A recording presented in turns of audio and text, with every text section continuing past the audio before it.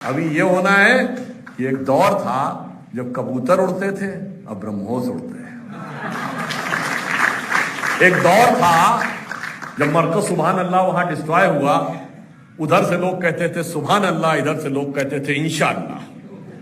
अब स्थिति ये हुई कि वो सुभान अल्लाह वाले कह रहे हैं या अल्लाह या अल्लाह। ये बदलाव आया है। मगर इसके बाद भी देखिए प्रोपोगंडा कैसा है कि वो इस चीज को करने में लगे हुए कि आप बताइए, आज तो पाकिस्तान के शहबाज शरीफ ने भी कह दिया कि नूर खान एयरबेस के ऊपर मिसाइल आके हिट की थी। ये मुझे आर्मी चीफ ने रात में 2 बजे बताया। अब इसके बाद भी किसी ने कोई सबूत नहीं मांग पा रहा आपकी, क्योंकि सबूत बहुत क्लियर दिख रहे हैं। अब उसी में कुछ खुड़पेच करने में लगे हुए हैं लेफ्ट वाले लोग। मतलब एक बात में सिर्फ टेक्निकल, चूंकि ये विषय के संदर्भ से थोड़ा हट के है मगर आज की प्रासंगिक है। देखिए साहब, आप समझिए कि जो न्यूक्लियर वेपन्स रखे रहते हैं वो किसी ओपन कमरे में नहीं रखे रहते, जैसे क्योंकि उसमें खतरा रहता है। ऊपर से बमबार्डिंग हो गई तो खत्म हो गए, तो जमीन से कम 20-30 मीटर नीचे जाके बंकर बना के रखे रहते हैं ताकि जमीन के ऊपर कुछ भी हो जाए तो वो सेफ रहे। उसमें बंकर में 2 ही पॉइंट होते हैं, एंट्री और एग्जिट के। अगर वहां पर 2 पॉइंट्स पे हिट हो गया और एंट्री एग्जिट पॉइंट क्लोज हो गए, तो अब आप पूरी तरीके से संदेह में है कि अंदर हुआ क्या है। वो न्यूक्लियर डिजास्टर तो नहीं हो गया है। अब आप ये सोचिए, परसों 14 तारीख को 15 तारीख को व्हाइट हाउस में नहीं, स्टेट डिपार्टमेंट के प्रवक्ता से पूछा गया उनकी प्रेस कॉन्फ्रेंस में, क्या पाकिस्तान ने के अंदर अमेरिका ने कोई ऐसा विमान भेजा है जो रेडिएशन के बारे में जानकारी लेता है वहां की न्यूक्लियर लीकेज को चेक करने के लिए। वो कह सकता था नहीं, ये बात गलत है। उसने क्या कहा, मैं इस पर कोई टिप्पणी नहीं करना चाहता हूं। अब आप लोगों को समझना चाहिए, यदि ये मान लिया जाए कि उसके अंदर कुछ ऐसा हो सकता है, इंटरनेशनल मीडिया की रिपोर्ट, मैं कोई अथेंटिक नहीं कह रहा हूं कि मेरे पास कोई, वो तो मिलिट्री के लोगों को पता होगा क्या हुआ होगा।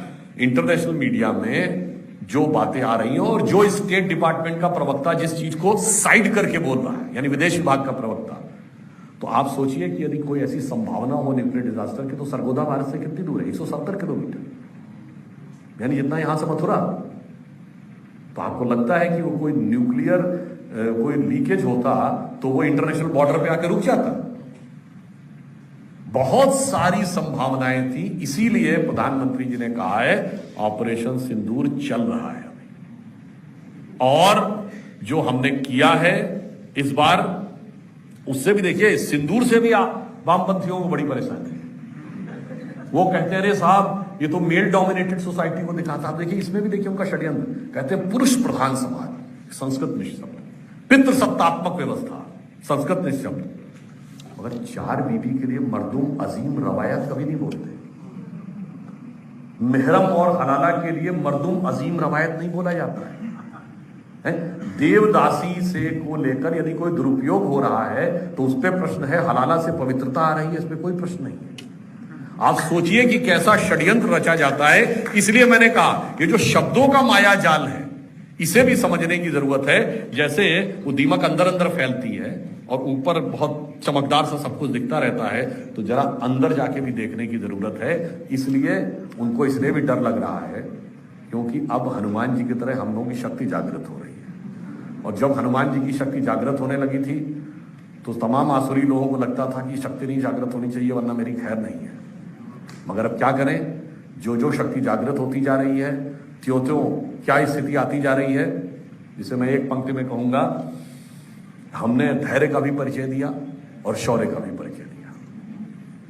तो हम ये बताना चाहते हैं उनको कि मन में है धैर्य और तन में प्रचंड शौर्य।